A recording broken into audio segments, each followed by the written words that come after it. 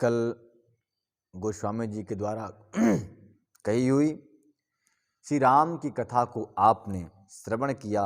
क्या कहते हैं कि राम के कथा के समान कोई और कथा नहीं है जो मन को पवित्र कर दे, हृदय को पवित्र कर दे।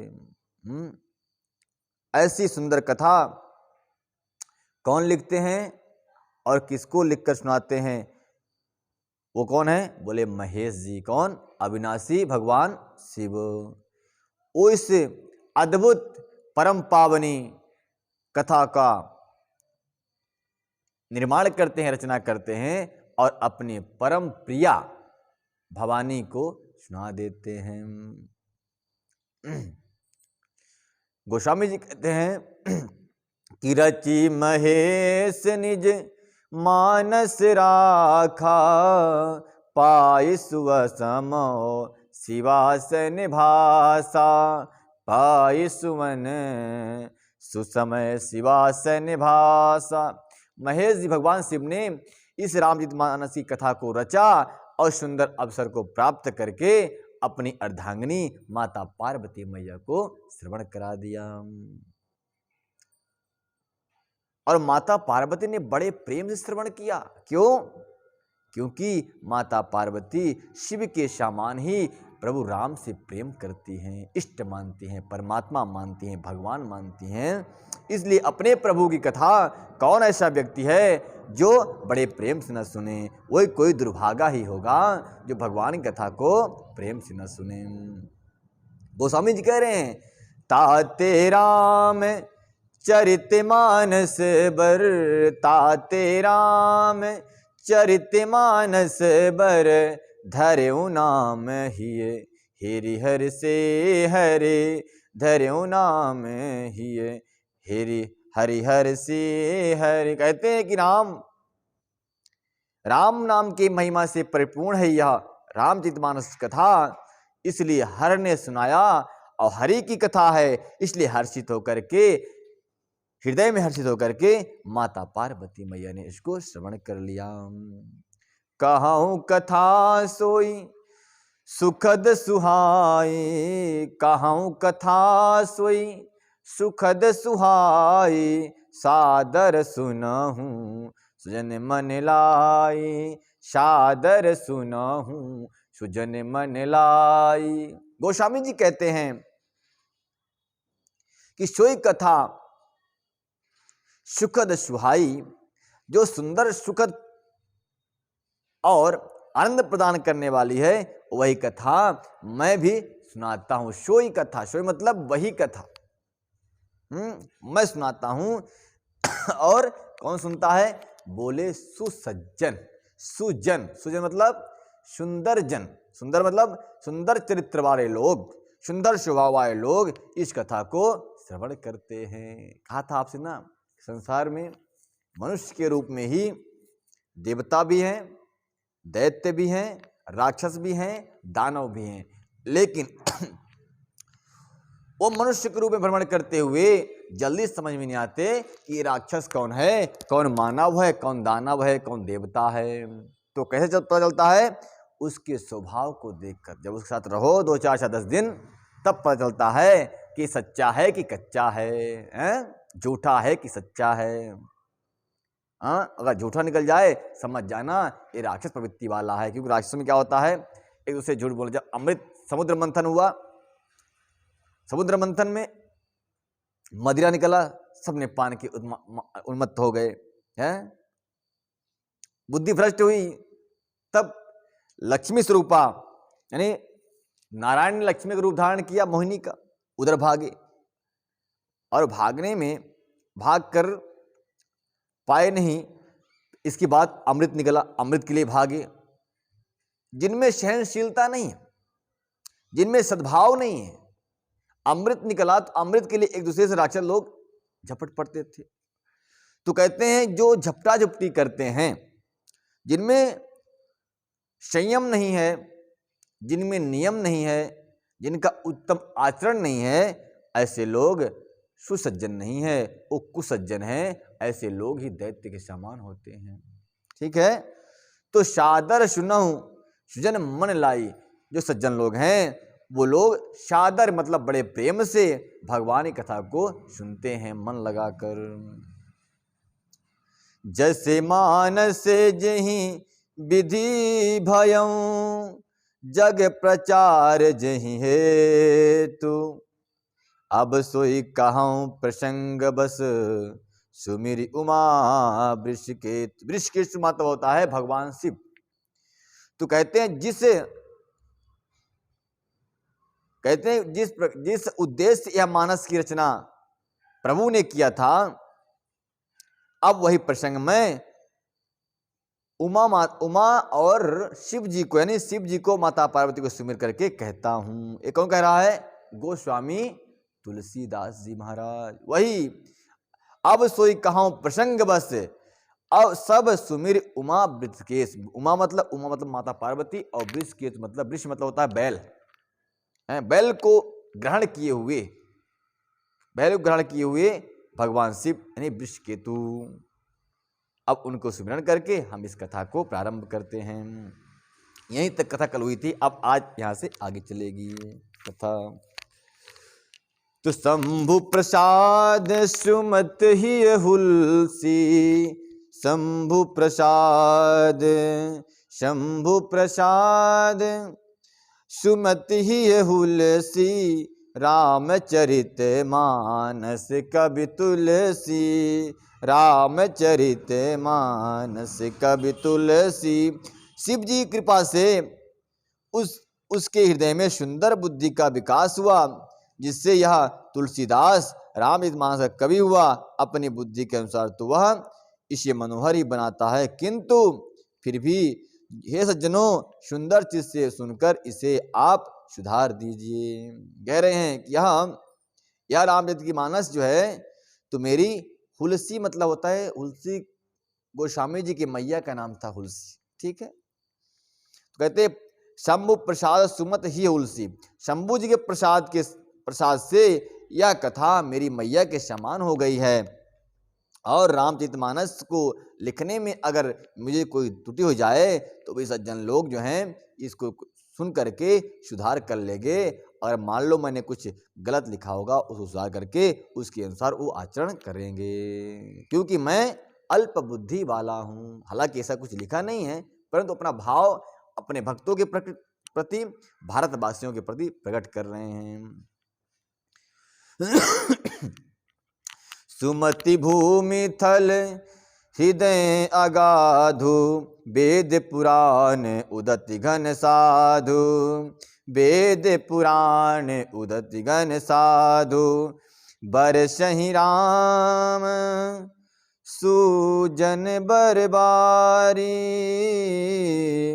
मधुर मनोहर मंगलकारी।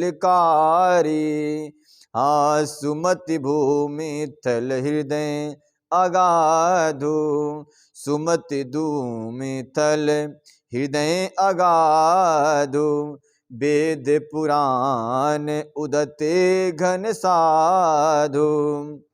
बरसहि राम सुजन रावारी, मधुर मनोहर मंगलकारी, मधुर मनोहर मंगलकार।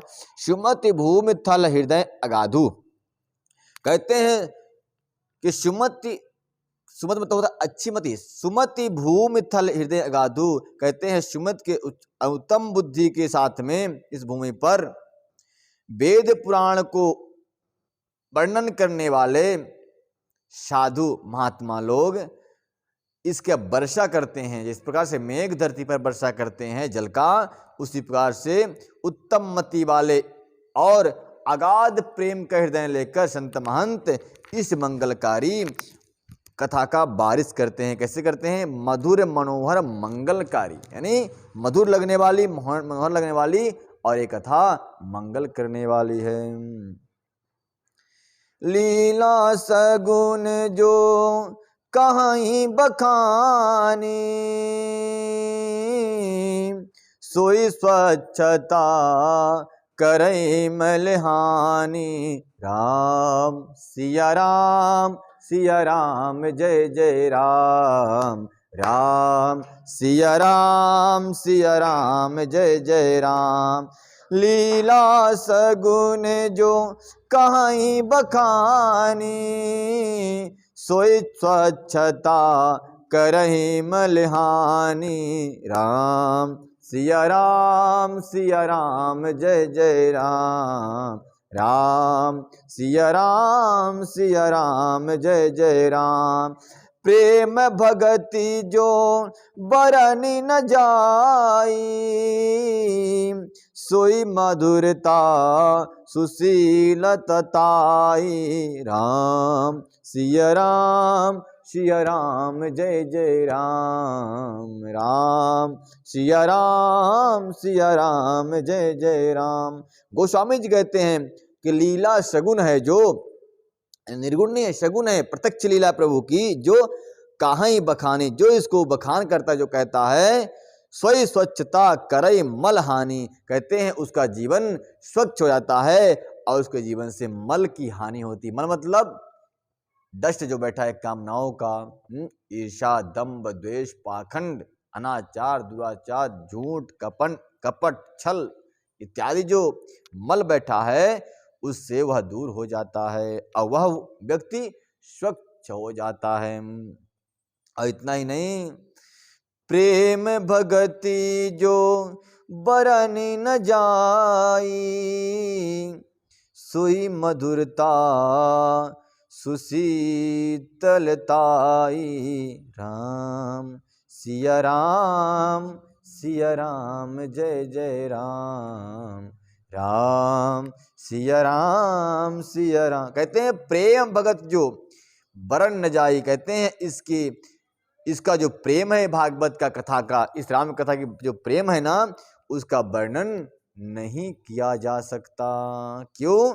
क्योंकि सोई मधुरता सुशीतलता था, इसकी मधुरता और इसकी शीतलता को वर्णन करने में मैं असमर्थ हूं, मैं वर्णन नहीं कर सकता। इसलिए इसका जो प्रेम भगत है वो वर्णन करने योग्य नहीं है कि यह कितना सज्जनों को, भक्तों को कितना सुख देती है, इसका वर्णन करने में मेरे पास भी समर्थ नहीं है। ये क्या है? बोले रामचंद्र की सगुण प्रतिमा है, यानी कि राम जो है, एक रामचंद्र जो मानस है, साक्षात प्रभु श्री राम का श्री विग्रह है। आपने कभी राम को देखा है क्या? देखा तो नहीं है, लेकिन इस कथा को सुन के आपके हृदय में, आपके मन में प्रभु राम की छवि अंकित हो जाती है। नेत्र बंद करके प्रभु राम का ध्यान करो तो खड़े हो जाएंगे धनुष बाण लेकर के, हैं, दिखने लग जाते हैं। कभी देखा तो नहीं, परंतु कथा ने, कथा ऐसी सुंदर दिव्य है कि प्रभु के स्वरूप को अंकित कर देती है हृदय में,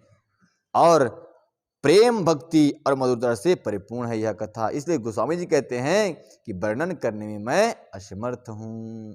दिव्य कथा है। सो जल सुकृत सलहित होई,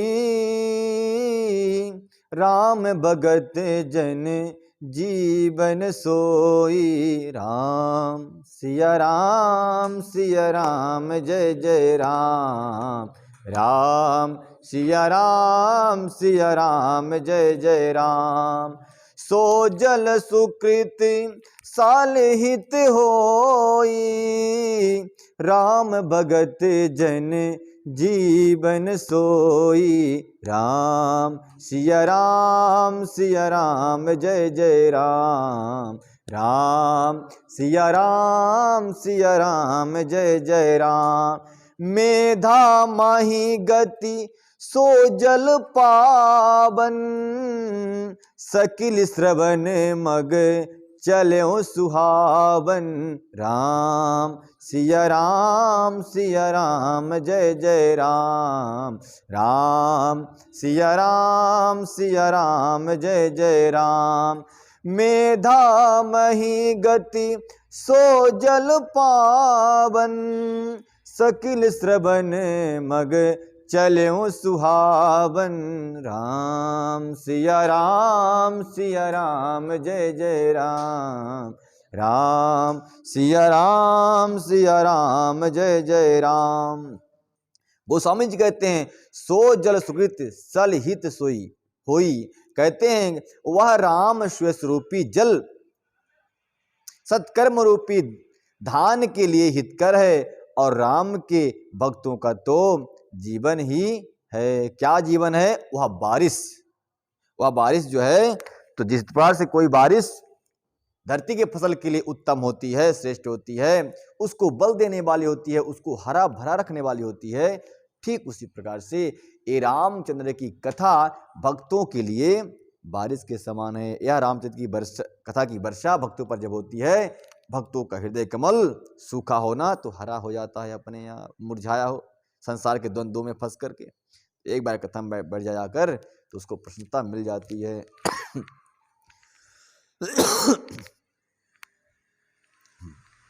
भर्यों सुमासन सुतल नितान्यादना, सुखद गीत रुचि चरु चिराना। राम सिया राम जय जय राम, राम सिया राम जय जय राम। भरे सुमासन सुतल सिराना, सुखद शीत रुचि चारु चिराना। राम सिया राम जय जय राम, राम सिया राम जय जय राम। कहते हैं गोस्वामी जी, वह पवित्र जल बुद्धि रूपी पृथ्वी पर गिरा और सिमट कर सुहावने कान रूपी मार्ग से चला, और मानस यानी मानस हृदय रूपी श्रेष्ठ स्थान में भरकर वह स्थिर हो गया। वही पुराना होकर के सुंदर, रुचिकर, शीतल और सुखदायी हो गया। जिस प्रकार से धरती पर बारिश होती है और बारिश का पानी तुरंत तो खारा रहता है, उसमें कई प्रकार के धरती के लवण मिल जाते हैं, इसलिए वह खारा पीला नीला हो जाता है। लेकिन वही पानी जब धरती में कुछ दिन भरा रहता है और पुराना हो जाता है, तो वही पानी पीने के योग्य हो जाता है। उसी प्रकार से राम की कथा भी है कि आपने कानों के मार्ग से इसको श्रवण तो कर लिया, लेकिन हृदय सागर में ठहरा नहीं, हृदय में पुराना नहीं हुआ, तो ये आपके योग्य नहीं होगा। जब तक ये पुराना नहीं होगा, पुराना का मतलब क्या है कि हृदय में स्थिर हो, इसका चिंतन हो, मतलब हृदय में जीवन उतरे, तब इसका प्रॉफिट मिलेगा, नहीं तो प्रॉफिट मिलने वाला नहीं है। सुना और निकल गया तो कोई काम का नहीं। जैसे बारिश के पानी, बारिश तो बहुत हुआ, लेकिन पहाड़ों पर पानी मिलता है क्या? नहीं मिलता। वो तो कहीं झीरी में मिलता है, किसी नदी में मिलता है, समंदर में मिलता है, तालाब में मिलता है। जहाँ भाव की गहराई होगी वहीं राम की कथा ठहरेगी, और वहीं ठहर करके वह निर्मल कर देगी, उसी जल की तरह। सुन सुंदर संवाद बर बिच बिरचे बुद्धि विचार, यही ते यही पावन सुभग सर घाट मनोहर चार। कहते ऐसे सुंदर संवाद को सुनकर के बिरचे बुद्धि विचार, बड़े बड़े बुद्धिजीवी बिरचे सोचने लगे, विचार करने लगे। क्या विचार करने लगे कि ते ही यही पावन सुभग सर घाट मनोहर चार। कहते हैं ऐसा पावन घाट कहाँ मिलेगा? तो वो बुद्धिमान कौन है जो विचार कर रहे हैं? तो इसमें लिख रहे हैं, उत्तम संवाद को सुनकर, यानी कि इस कथा में बुद्धि से विचार करके जो चार अत्यंत सुंदर और उत्तम संवाद कागभूषुंडी जी, गरुण जी, शिव जी और पार्वती जी, यज्ञवालक जी, भरद्वाज, तुलसीदास जी और संत रचे हैं, वही इस पवित्र और सुंदर सरोवर के चार मनोहर घाट हैं। यानी इसको किसने लिखा? शिव जी ने इसको कहा पार्वती से, और यज्ञवालक ऋषि ने इसको कहा वशिष्ठ जी से, दो हो गए, और कागभूषुंडी जी ने गरुण जी से कहा, और तुलसीदास जी महाराज ने अपने मन से कहा। तुलसीदास जब कथा कर रहे थे ना, तो किसी को सुना नहीं रहे थे, अपने मन को सुना रहे थे। अरे सठमन तू राम भज, अरे सठमन तू राम भज, क्यों संसार की तरफ भागता है? तो ऐसे चार लोगों ने चार घाट पे इसको श्रवण करा करके और कथा को सार्थक कर दिया, अपना जीवन सार्थक कर लिया कथा के माध्यम से। सप्त प्रबंध सुभग सोपाना, ज्ञान नयन निरखत मन माना। राम सिया राम जय जय राम, राम सिया राम जय जय राम। सप्त प्रबंध सुभग सोपाना, ज्ञान नयन निरखत मन माना। कहते हैं सात कांड वाला सप्त प्रबंध सुभग सोपाना, यानी सात कांड में सात कांड ही इस मानस सरोवर की सुंदर सात सीढ़ियां हैं, सोपान हैं। और ज्ञान नयन निरखत मन माना, जो जिनको ज्ञान रूपी नेत्रों से देखते ही मन प्रसन्न हो जाता है और मन में उत्कंठा हो जाती है कि यह कथा और मिलती जाए, 10 कभी बजे ही ना, हमेशा 9 ही बजे रहे, ऐसा लगता है। तो ऐसी दिव्य कथा है, 7 सीढ़ियां हैं, 7 सोपान हैं, जिनका मन रूपी नेत्र देखते ही मन प्रसन्न हो जाता है। रघुनाथ जी की निर्गुण प्राकृतिक गुणों से अतीत और निर्बंध एकरस महिमा जो वर्णन किया जाएगा, वही इस सुंदर जल की अथाह गहराई है। यानी कि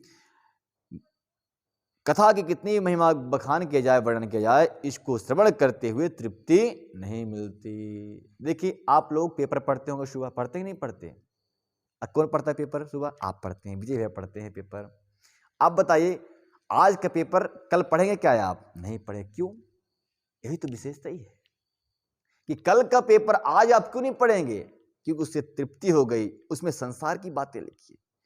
लेकिन रामचरित्र की कथा आज जो सुन रहे हैं, कल फिर मैं यही सुनाऊं तो आप इसी उद्देश्य, इसी चाव से, इसी श्रद्धा से आप सुनेंगे, उसमें मन आपका डैमेज नहीं होगा, मन विचलित नहीं होगा। तो कैसे अद्भुत महिमा प्रभु की कि कथा वही और रोज सुनाओ तो भी मन तृप्त नहीं होता। इसका मतलब है कि ठाकुर जी का दर्शन, ठाकुर जी कथा उसी प्रकार से भक्त के लिए है जिस प्रकार से लोभी के लिए ये होता है ना? कितना भी आ जाए संतुष्टि नहीं, और आ जाए, जेब में भर जाए, खजाना भर जाए। अभी तो नाक कली हूं, फिर बाद में कान वाला आ जाएगा। उसी प्रकार से ये भागवत कथा, ये रामी कथा भक्तों का गहना है। एक कान से सुनेंगे तृप्ति नहीं, अब इस कान वाले की व्यवस्था हो जाए और मिल जाए तो गले में धारण कर लें, फिर सारे संसार में शरीर में धारण कर दें। और भाग कथा सुनते सुनते वह भक्त स्वयं ही राम कथा एक दिन बन जाता है। कहते हैं जिस प्रकार से चिंतन प्रभु का होता है, अंत में व्यक्ति वह प्रभु के स्वरूप को ही प्राप्त हो जाता है। आपको बताया था ना कि एक भृंगी नाम का कीड़ा होता है, भृंगी नाम का कीड़ा। वो भृंगी नाम का कीड़ा क्या करता है कि किसी दूसरे कीड़ा को लेकर अपने घोंसले में जाके पैक कर देता है और मिट्टी का लेप ऊपर से कर देता है। आप लोगों ने गांव में देखा होगा, ऐसे रहते हैं मिट्टी घरों में, वो पैक कर देता है और पैक करके उसको क्या करता है, उसी घोंसले के ऊपर कुछ गुनगुनाता है मंत्र टाइप का। और वह भृंग जो कीड़ा जो है उस घोंसले में पड़ा हुआ है, वह भय से उसी भृंगी का चिंतन करता है जिसने उसको पैक कर दिया उसमें।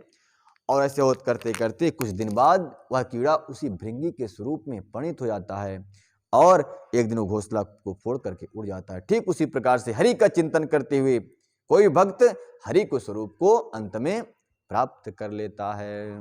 बोल वृंदावन बिहारी लाल की जय। राम सिय जल राम सिय जस सलिल सुधासम, उपमा बीची बिलास मनोरम। राम सिया राम जय जय राम, राम सिया राम जय जय राम।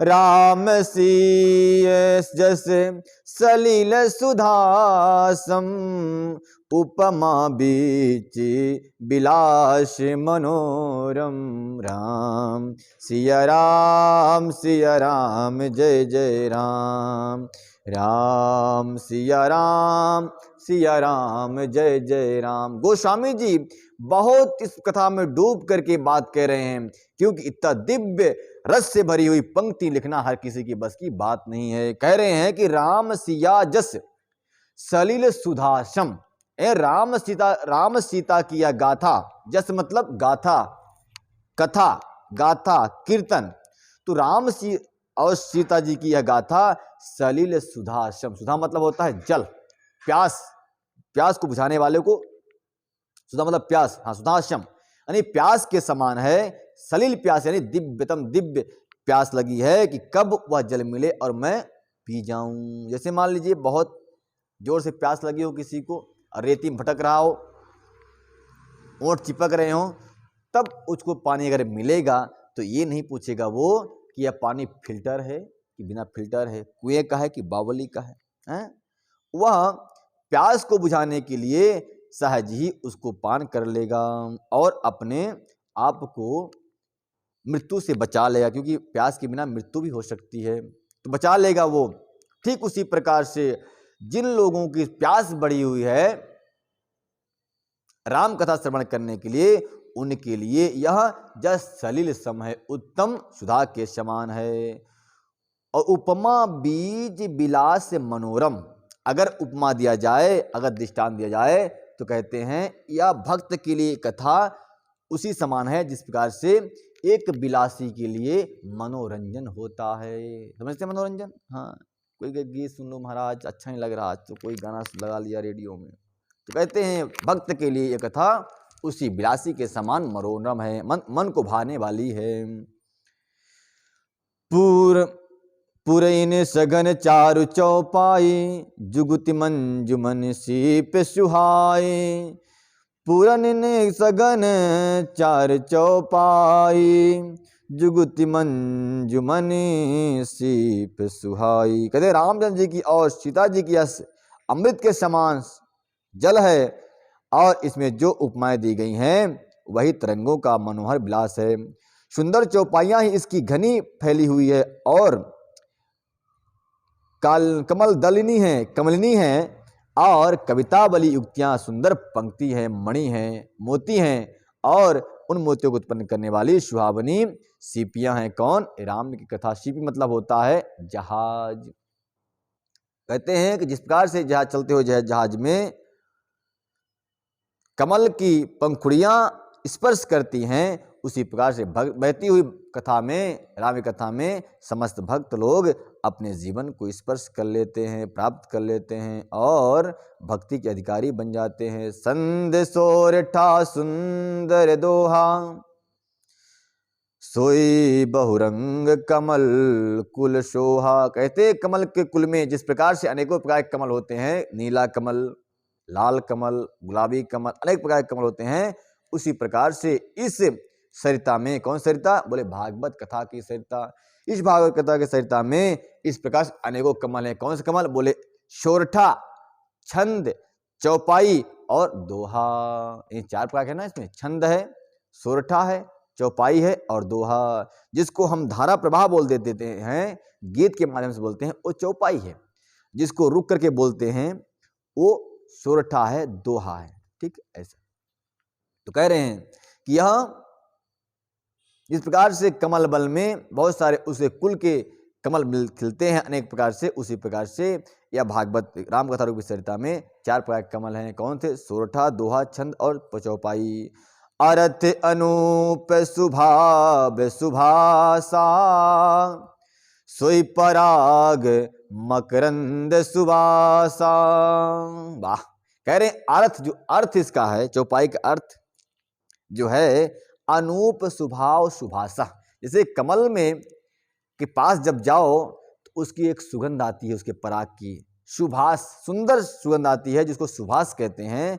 उसी प्रकार से इस कथा सरिता रूपी कथा के जो कमल खिले हुए हैं, कमल रूपी अर्थ का सुगंध उसी प्रकार से आती है जिस प्रकार से कमल खिलने के बाद आती है। सोई पराग मकरंद सुबासा, इस पराग रूपी मकरंद का सुंदर सुवास इसके अर्थ रूप में सबको मिल जाता है।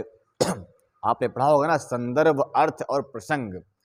जब 8वीं 9वीं में गए होंगे तो आता है ना चैप्टर लिखने के लिए, प्रसंग सहित व्याख्या कीजिए। तो इसका व्याख्या हो रहा प्रसंग सहित, अर्थ सहित।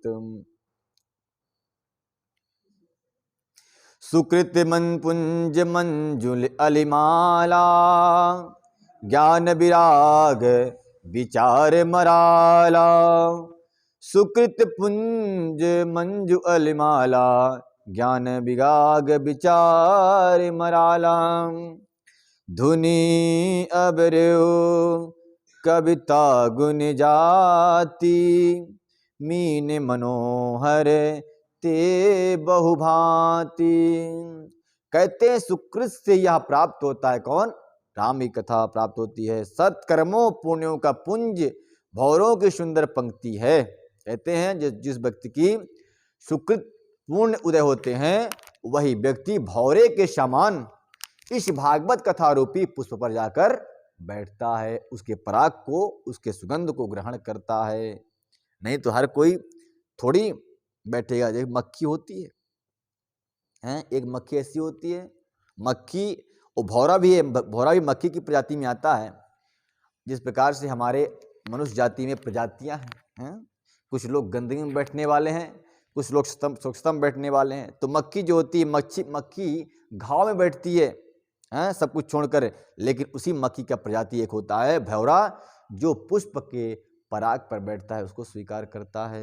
ठीक उसी प्रकार से कह रहे हैं, जिस प्रकार से वह भौरा सुख पूर्वक जाकर के पराग रूपी उस रस का पान करता है, उसी प्रकार से भक्त लोग या कमल रूपी कमल रूपी भागवत कथा के प्राग रूपी अर्थ को स्वीकार करके अपने जीवन को संभाल लेते हैं। ज्ञान विराग विचार मराला। और कौन करता है ऐसा?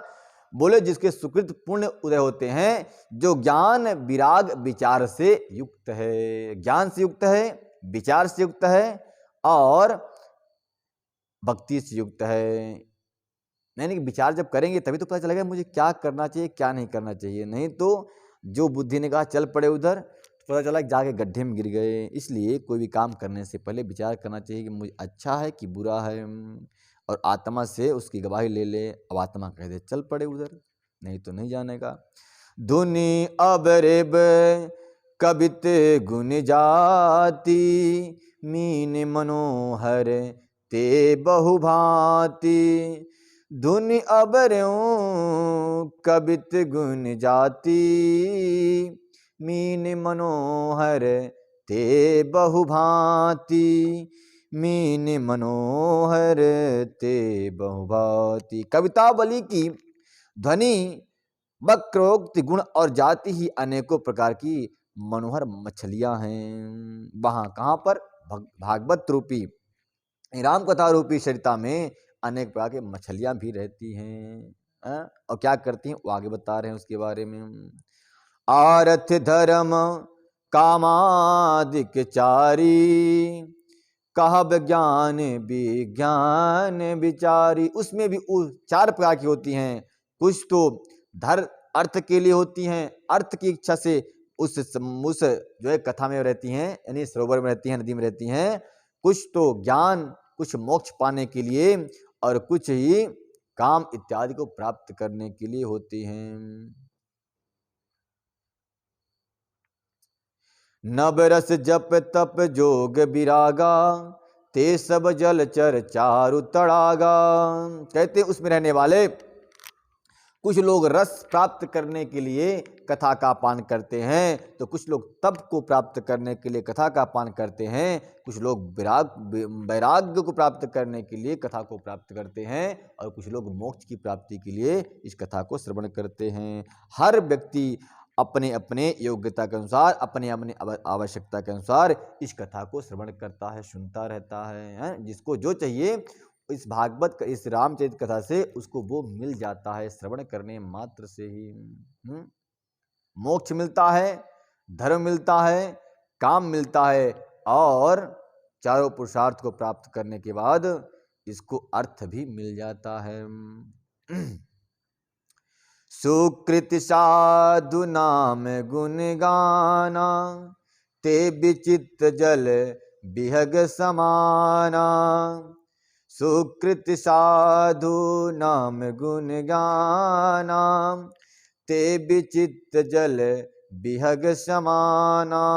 सुकृत यानी पुण्य के पूर्णात्मा जनों के साधुओं और श्री राम नाम के गुण का गान ही विचित्र जल पक्षियों के समान है। संतों की भाषा ही इस सरोवर के चारों ओर की अमराई है, फैली हुई बगीचा है और श्रद्धा बसंत ऋतु के समान कही गई है। यानी भक्त लोग संतों की वाणी से कही गई यह राम की कथा तथा उनकी मनोरम गहराई को प्राप्त करने के लिए यह बगीचे के समान है और उनका प्रफुल्लित मन कथा को श्रवण करते हुए जो उनको आभास होता है वह बसंत ऋतु के समान है।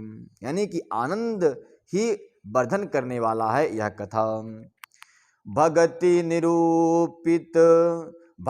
निरूपण विविध विधाना क्षमा दया दम लता बिताना शम जम नियम फूल फल ज्ञाना हरिपद रति रस वेद बखाना। कहते हैं कि इस भागवत रूपी सरिता, सरिता मतलब नदी, भागवत रूपी सरिता के चारों ओर जो लताएं हैं वो खिल रही हैं, पुष्प से खिली हुई हैं, कुछ में फल लगे हुए हैं।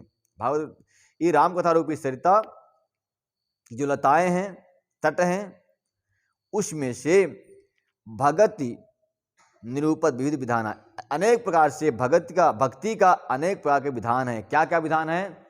बोले पहला विधान क्षमा। जो भक्त है वो क्षमा कर देता है, यानी कि तूने गलती किया बेटा, तुझे अब दंड मिलेगा ही मिलेगा, ऐसा नहीं, क्षमा कर देते हैं, बेटा चल गलती हुई दोबारा मत करना, क्षमा।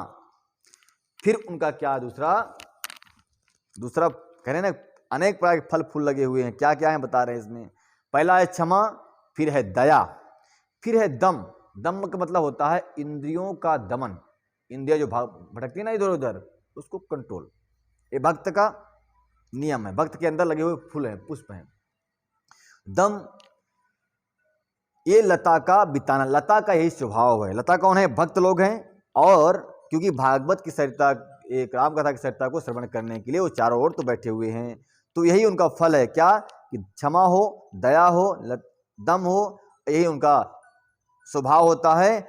और शम जन नियम फूल फल ज्ञाना। शम मतलब होता है सम दृष्टि, चाहे अपनी बेटी हो चाहे किसी और की बेटी हो, अपना भाई हो किसी और का भाई हो, अपनी बहन हो किसी और की बहन हो, जो ऐसे भाव रखते हैं वो इनका क्या है? बोले इनका फल है। यानी भागवत का फल है कि अपनी माँ जैसी हर किसी की माँ को मानना चाहिए, है? अपनी बहन जैसी हर किसी की बहन को मानना चाहिए। अपनी पत्नी के अलावा जिससे विवाह होगा तो उसको तो पत्नी ही है, परंतु जिससे विवाह नहीं हुआ वो तो अपनी बहन के समान है, माँ के समान है कि नहीं? तो वो क्या है? वो भक्तों का फल है, उनमें यह फल लग गया है। और यही फल उनका यह ज्ञान है। और क्या करने वाला ज्ञान है? ऐसा फल लग गया उनमें, ऐसा ज्ञान होगा क्या प्राप्त करने वाला है? हरि पद रति रस वेद बखाना। हरि के रूप रस रूपी पद को, पद मतलब होता है चरण को, वह प्राप्त कर लेता है। वेद बखाना, ऐसे वेद पुराण कहते हैं। सच्ची बात है कच्ची बात है? सच्ची बात है ना, क्योंकि सच्ची बात इसलिए है कि वेदों ने यह भी कहा है कि आसमान में जो सुबह सुबह चमकता है वह सूरज है। तो सच में जो चमकता है सूरज ना है, चंदा है क्या? नहीं, चंदा नहीं है। चंदा कहते झूठ हो जाती है। जो सुबह चमकता है वो सूरज है, जो रात में चमकता है वो चंदा है। दोनों बातें कही है। वो दोनों बात अगर सत्य है तो ये भी बात सत्य है कि अगर आपने राम के भक्ति किया है तो आप में दया होगी, आप में क्षमा होगी, आप में दम होगा, यानी इंद्रियों पर कंट्रोल होगा। यही उस सरिता रूपी के तट पर लगे हुए भक्तों का लता बिताना है, लता है उनका स्वभाव है। इन स्वभाव में ऐसे फूल लगे हैं, उन फूलों में फल लगते हैं। शम जस नियम फूल फल ज्ञाना। वो संयम रहते हैं, मन शम दृष्टि रखते हैं और नियम को मानते हैं। फूल फल यही उनका ज्ञान है। और इस ज्ञान को प्राप्त करने के बाद हरि पद रूपी रस का पान कर लेते हैं, प्राप्त कर लेते हैं, यही वेद बखान कर रहे हैं, वेद कह रहे हैं। बोल वृंदावन भाई लाल की। मर्यादा पुरुषोत्तम श्री राम की, गोस्वामी तुलसीदास जी महाराज की, वाल्मीकि ऋषि जी की जय, शंकर भगवान की, पार्वती मैया की जय, कागभुसुंडी जी महाराज की, वशिष्ठ जी महाराज की जय, यज्ञवालक ऋषि की जय, यहाँ उपस्थित भक्तों की जय। जय जय श्री राधे श्याम। आइए आरती करते हैं, फिर आए कथा कल सुनाई जाएगी। तब तक के लिए जय जय श्री राम।